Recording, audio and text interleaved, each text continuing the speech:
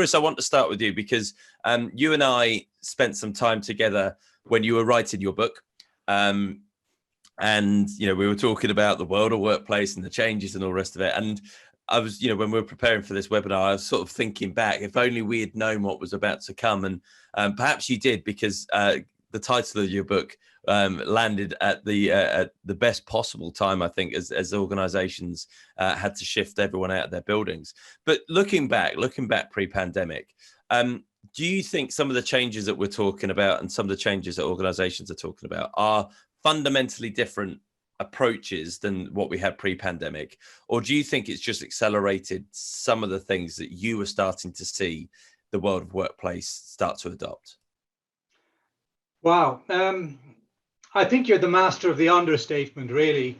I think in general, what we all have to accept is that we're all witnessing some existential shocks taking place to our entire system of not only the workplace, but of living, of learning and working generally.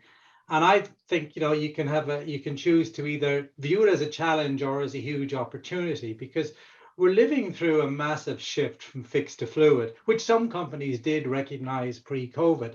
But there's a massive rethink underway by both the C-suite and by workers, not only in this country, but right across the globe.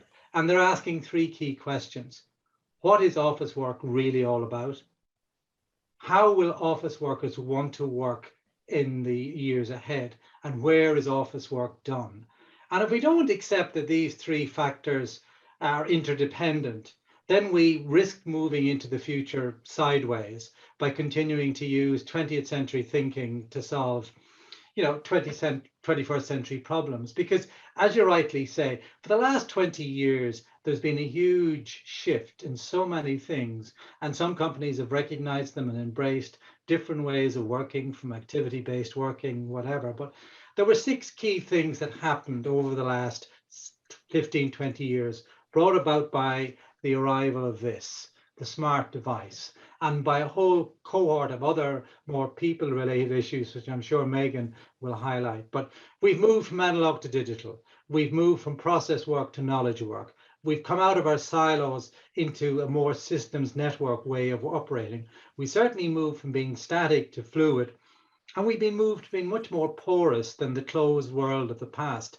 And then in the context of the built environment, we are certainly moving irreversibly from a fixed own mindset to an on-demand subscribed world. So if you look at all of that, you know, we are on the cusp of, I think, a renaissance of the workplace.